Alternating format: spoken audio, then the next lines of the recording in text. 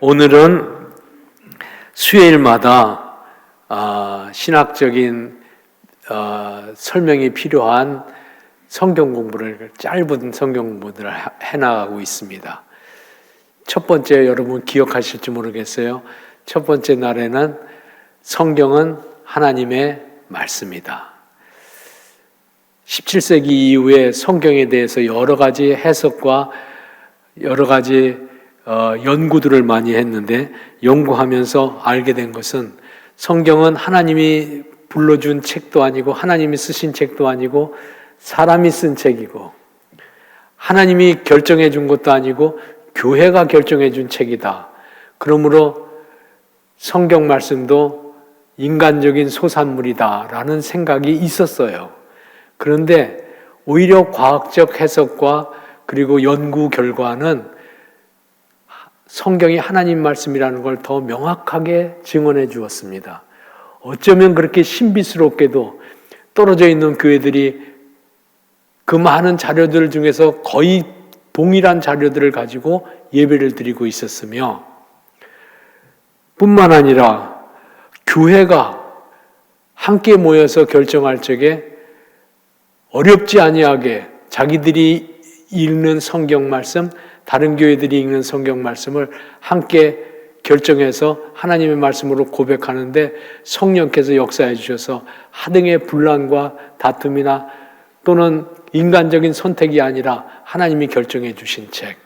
그래서 우리는 과학적 해석을 뒤이어서 결정한 성경 말씀이 본래도 하나님의 말씀이지만 인간이 100번, 1000번 쪼개고 나누어도 여전히 하나님 말씀이 조금도 그 권위가 훼손되어지지 않는다는 걸 알게 되었습니다.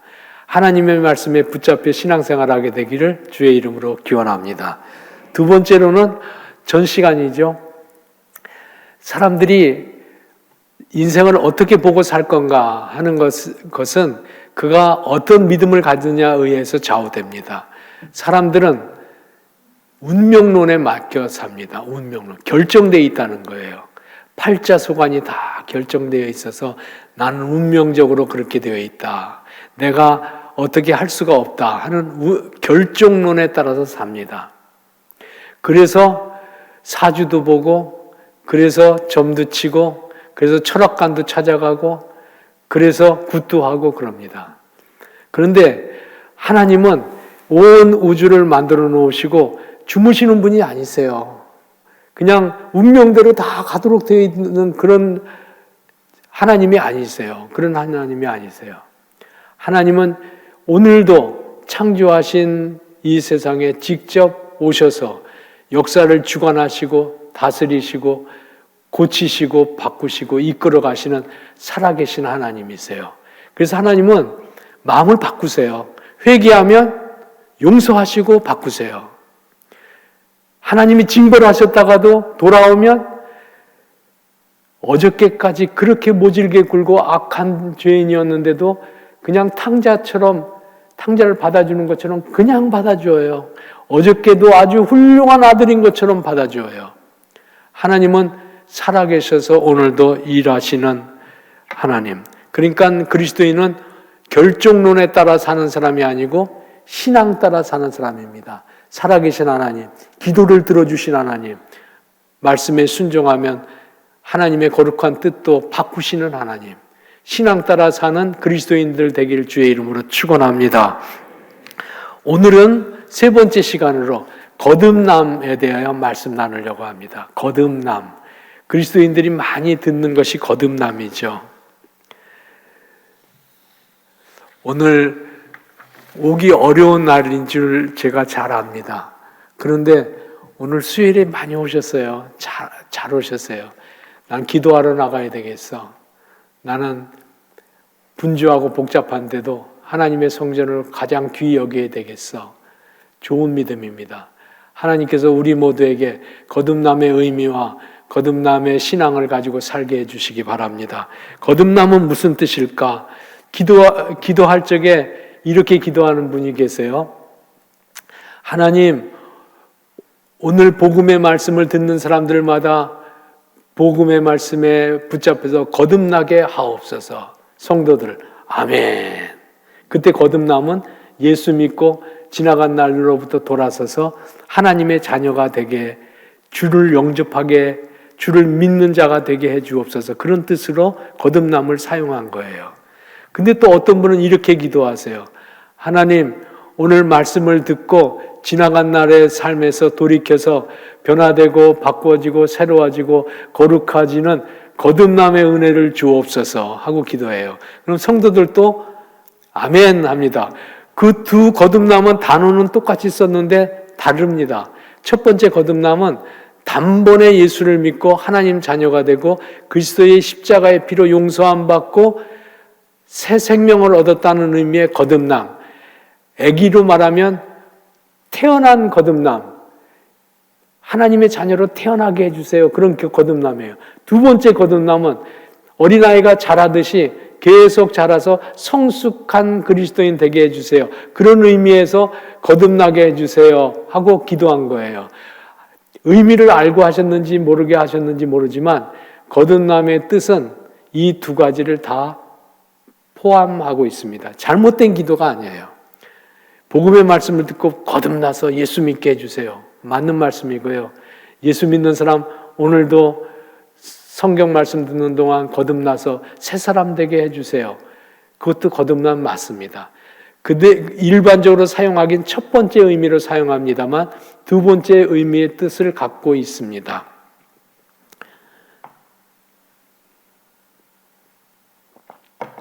그래서 거듭남이란 말을 한자로 표현할 때 중생이라고 표현하고요. 거듭 태어난다는 거예요. 엄마 뱃속에서 태어나고 영으로 다시 한번 태어난 거, 중생. 그렇게 표현하고요. 신생, 새롭게 태어난다고 쓰기도 하고요.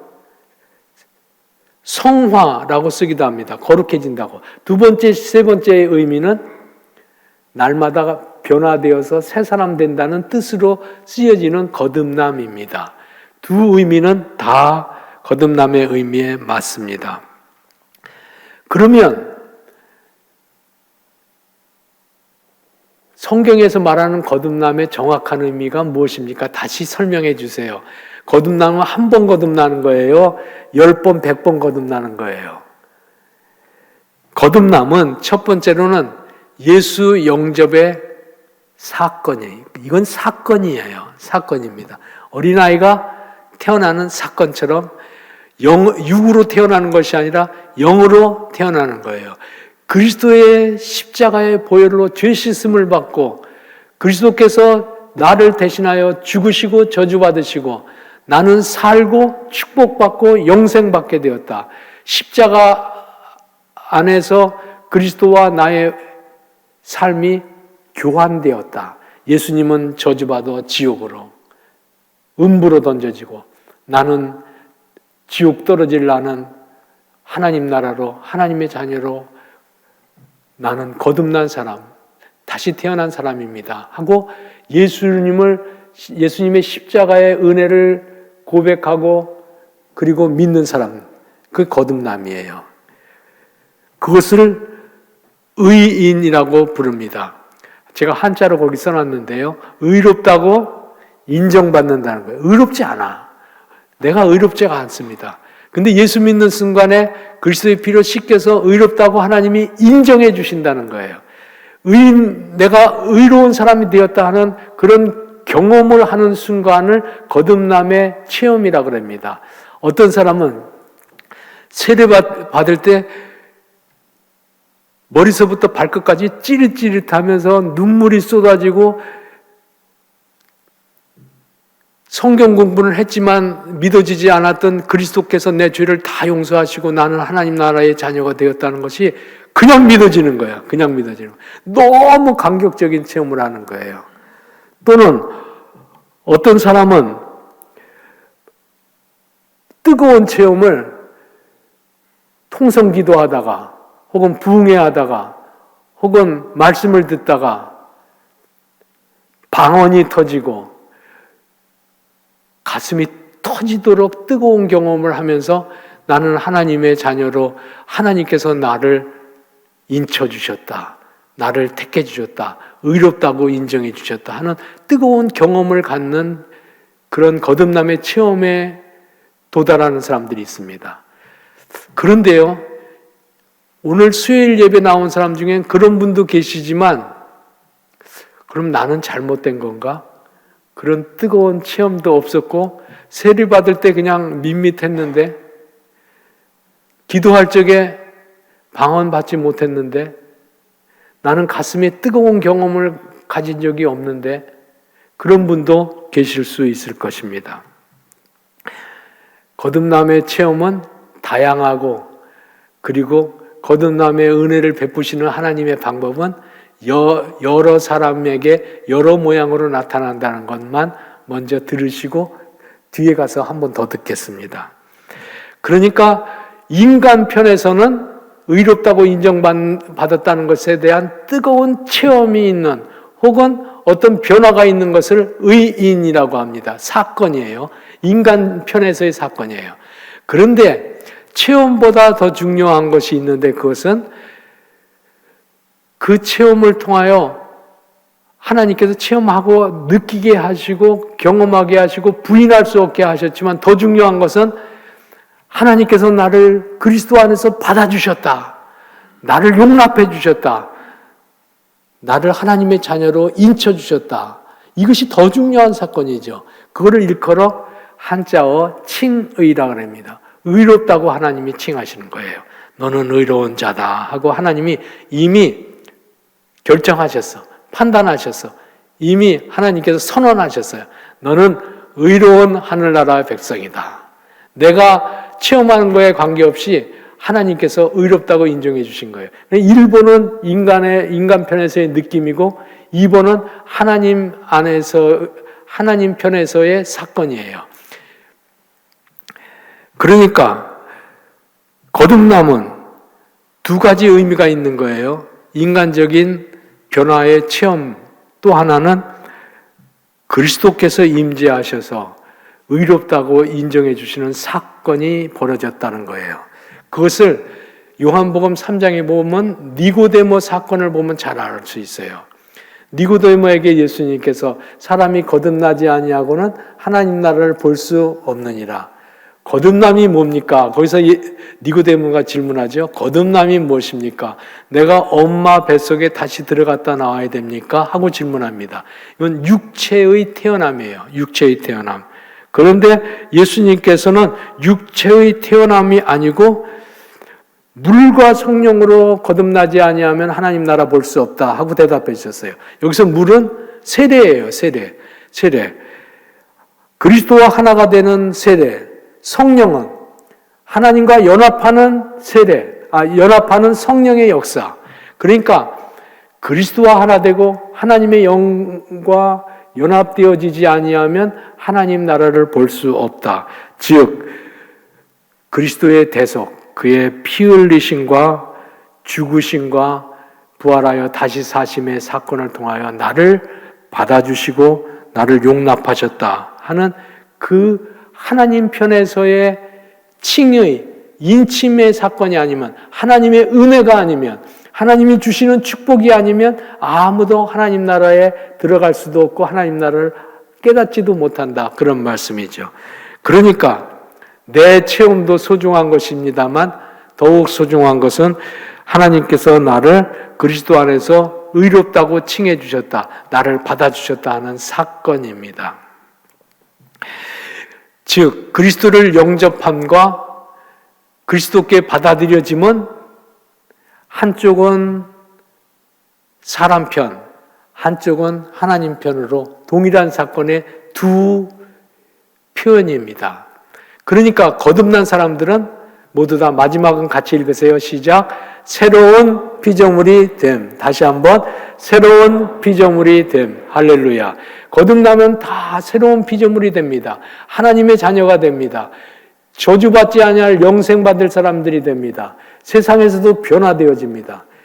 하나님께서는 우리 각 사람들을 그리스도 안에서 이미 받아들여 주셔서 체험이 뜨겁게 있었던 사람들도 있고 어떤 사람은 다른 체험을 갖고 있는 사람들이 있지만 단언컨대 그리스도를 믿는 사람들은 하나님께서 성령을 보내어 주셔서 성령이 아니면 예수를 그리스도라 말하지 못하지요. 예수를 그리스도라 고백하고 예수를 믿게 해 주셨다는 것은 우리 모두가 그리스도 안에서 거듭났다는 뜻입니다. 나 하나님의 은혜로 내 믿음이라고 하는 것은 내가 새벽기도 안 빠지고 수요예배 안 빠지는 그 믿음 가지고 구원받았다는 뜻이 아닙니다. 그리스도께서 행하신 일을, 그리스도께서 나를 구원하시고자 했던 그 일을 나에게 전가 넘기셔서 하나님이 그리스도 안에서 행하신 일을 우리에게 선물로 넘겨주셔서 우리가 다 구원받았다는 거예요. 그렇기 때문에 거듭난 것을 의심할 필요가 하나도 없습니다. 나 예수를 구주로 고백합니다. 세례받고 그리고 기도하는 사람들, 예수를 믿는 사람들은 거듭난 사람들이요 이미 새로운 피조물이 된 것을 믿습니다. 두 번째입니다. 한 걸음 좀 더 나가서 그걸 자세하게 설명을, 지금 제가 설명한 것을 안 뜻 모를 듯 하잖아요. 다 아는 것 같은데 모르는 것 같기도 하잖아요. 그래서 신학자들이 필요해요. 그래서 연구하는 사람들이 필요해요. 신학자들이 부지런히 연구했어요. 연구한 내용을 간단히 요약하면 이렇습니다. 거듭남의 유형입니다. 마르틴 루터는 오직 믿음으로 의롭게 된다고 했습니다. 로마서 1장 17절 아까 읽었는데 한번 읽겠어요. 복음에는 하나님의 의가 나타나서 믿음으로 믿음에 이르게 하나니 기록된 바 크게 오직 의인은 믿음으로 말미암아 살리라 한가 같으니라. 믿음으로 말미암아 산다. 그렇게 말씀했습니다. 마르틴 루터는요, 인간에게 자기를 구원할 만한 능력이 눈곱만큼도 없다는 걸 알았어요. 눈곱만큼. 티끌만큼도 없다는 것을 알았어요. 스스로는 자기를 구원할 수도 없는 죄인이라는 것을 아주 뼈저리게 경험했습니다. 나의 믿음으로 의로워질 수 없는데 어떻게 예수 믿고 하나님 나라의 자녀가 되는 것일까? 그런 고민을 많이 했습니다.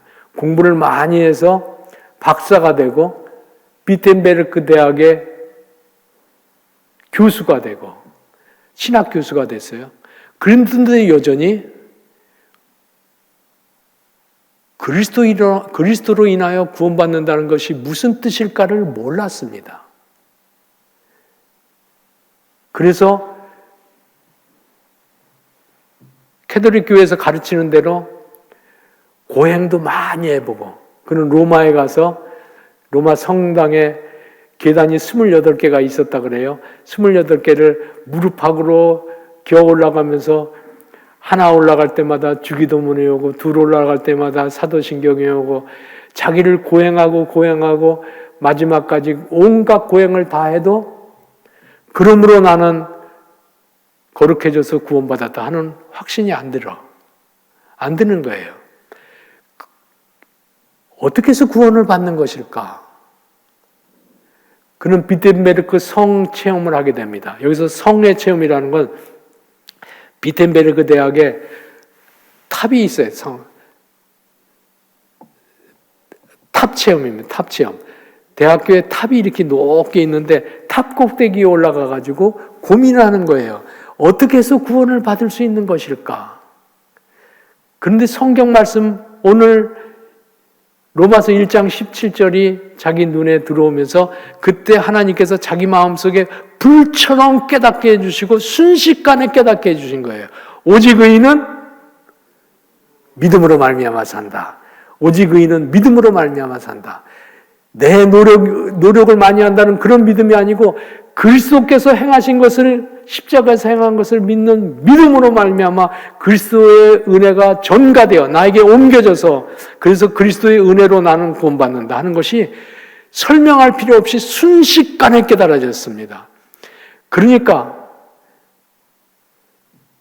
면죄부를 사가지고 구원받는 것이 아니고, 죄를 졌으면 면죄부를 사면 죄를 다 용서해 준다는 것이 교황의 가르침이었거든요. 그것이 아니고, 고행해서 구원받는 것이 아니고, 그것이 아니고 순식간에 깨닫게 해주신 하나님의 은혜, 그리스도의 보혈의 피로 씻김받고 나는 의로운 사람이 아닌데 하나님께서 나를 칭의, 의롭다고 인정해 주셔서 나는 구원받았다 하는 것을 순간적으로 깨닫게 되었어요.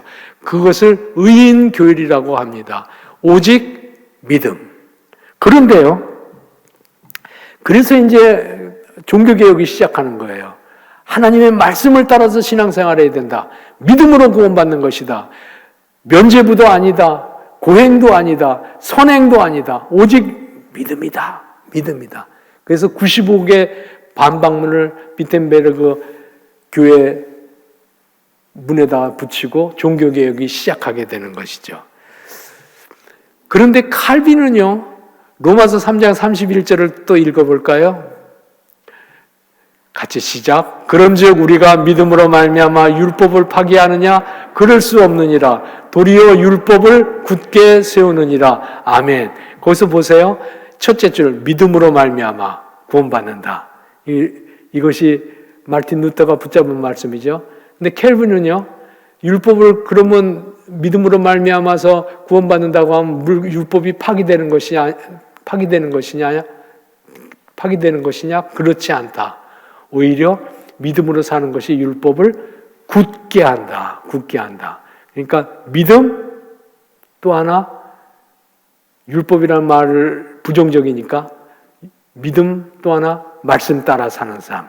이렇게 하나님께서 칼빈에게 깨닫게 해주신 거예요. 본문으로 넘어가서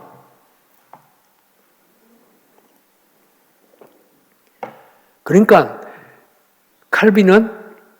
종교개혁자 칼빈은 의롭다고 인정받는 거에다가, 그리고 의롭다고 인정받는 사람들은 자연스럽게 거룩하게 살게 된다. 내가 용서받고 새로운 사람 됐다고 하면 거룩하게 살게 된다. 그걸 성화라고 합니다. 성화. 이 두 개가 거듭남이라고 그랬어요. 그러면 루터와 칼빈 중에 누가 옳은 것입니까? 누가 옳은 것이 아니라 두 개가 다 옳은 거예요.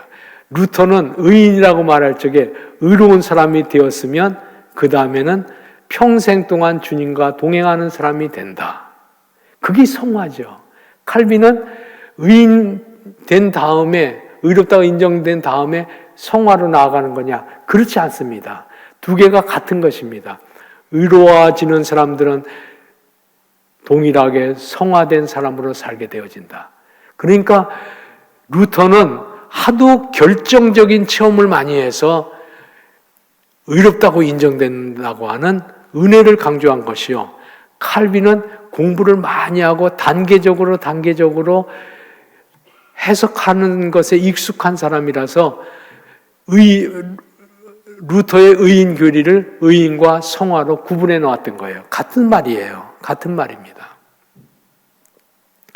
즉 믿는 자의 삶은 한마디로 거듭남이라고 말할 수 있는데, 루터식으로 말하면 의인 되는 거고, 의롭다고 인정받는 사람 되는 것이고, 칼빈식으로 말하면 의롭다고 인정받아서 성화의 삶으로 나아가는 것이다. 그렇게 말할 수가 있습니다. 그런데 거듭남의 체험은 사람들마다 다를 수가 있습니다. 루터 같은 사람이 있고 칼빈 같은 사람이 있습니다. 즉 루터 같은 사람은 뜨거운 체험을 하는 사람입니다. 우리들 가운데도 그런 사람이 있습니다. 루터는 부름받을 때도 뜨거웠어. 친구하고 같이 가다가 벼락이 하늘에서 떨어졌는데 그 벼락이 친구를 쳐서 친구가 불타 죽는 것을 현장에서 목격하고 두려워 떨어서 신학교를 갔습니다. 아주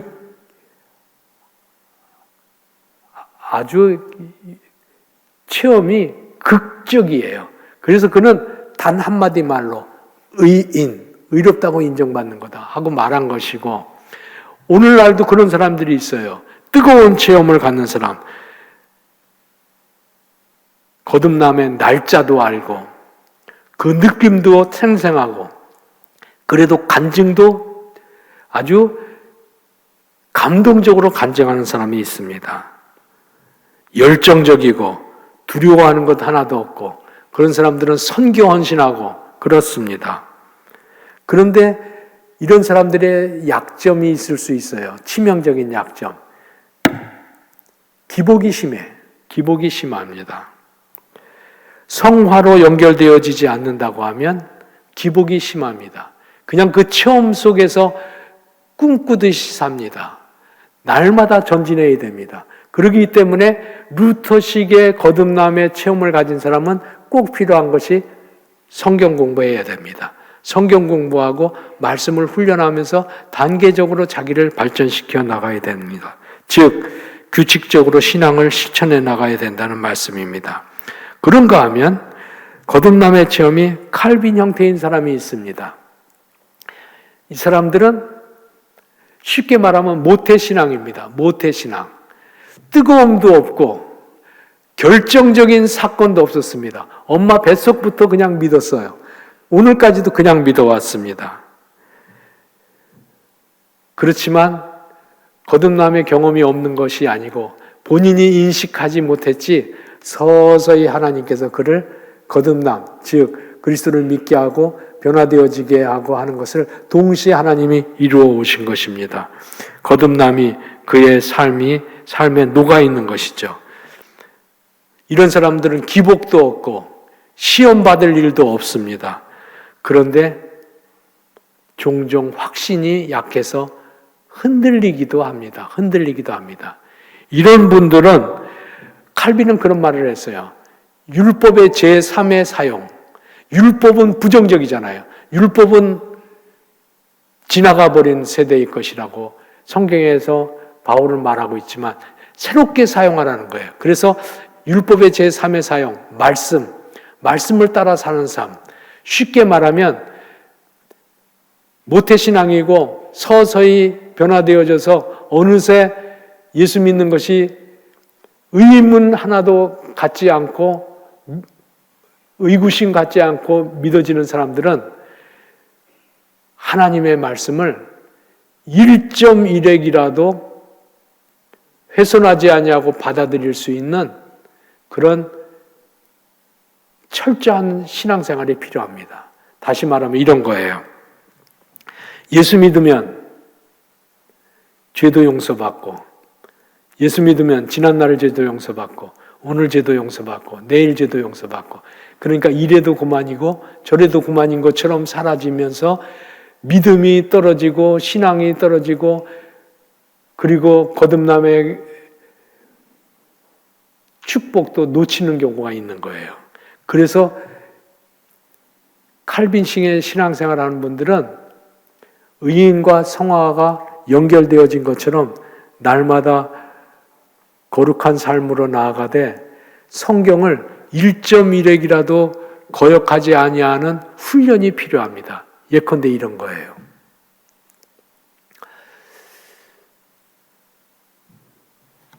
안식일을 지키고 거룩하게 지켜라. 가볍게 여깁니다. 안식일 안 지킨다고 지옥 가는 거 아니야. 지옥 가는 거 아니죠. 도적질 하지 말아라. 가난하면 도적질 할 수도 있는 거지. 간음하지 말아라. 살인하지 말아라. 세상에 지킬 법이 하나도 없어. 하나님은 다 용서하시니까. 그러니까 이런 분들은 성화의 과정을 철저히 훈련하기 위해서 율법을 1.1핵이라도 거역하지 아니하는 율법의 제3의 사용, 하나님의 말씀의 철저함이 필요한 사람들이 칼빈식에 거듭난 사람들. 그러니까 뜨거운 체험이 없는 대신 흔들림 없는 믿음이 있단 말이에요. 그렇지만 그 흔들림 없는 믿음이 타협이 되거나 변명이 되거나 느슨하게 신앙생활하는 것을 면죄부 주는 것은 아니다. 그런 말이에요. 철저한 신앙생활을 할 수 있어야 된다. 그런 말씀입니다. 마지막입니다. 실족함입니다. 거듭난 사람들 실족할 수 있을까요? 실족할 수 있습니다. 실족할 수 있습니다. 실족이라는 것은 발을 헛디딘다는 뜻인데 넘어진다는 뜻이에요. 실수한다. 죄악에 빠진다. 과거처럼 믿지 않는 사람처럼 산다. 그런 실수를 범할 수 있을까요? 있습니다. 무수히 많습니다.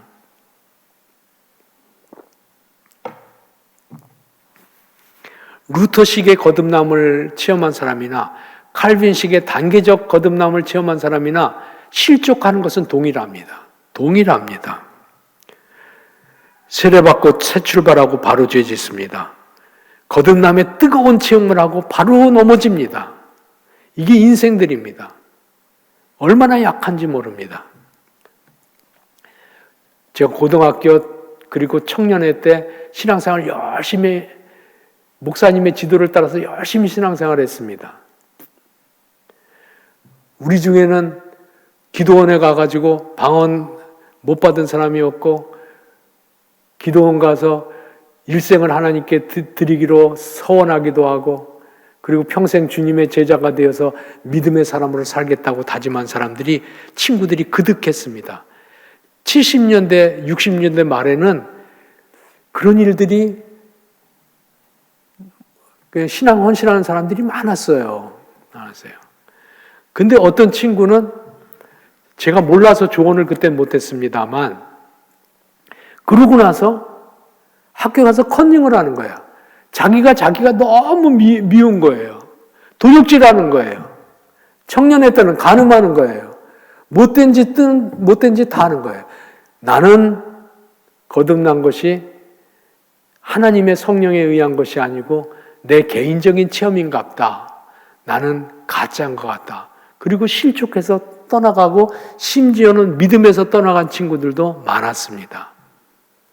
그런데요, 2번 보세요. 의롭다고 인정받는 것은 의로운 사람이라는 뜻이 아닙니다. 로마서 3장 10절 같이 한번 읽겠어요?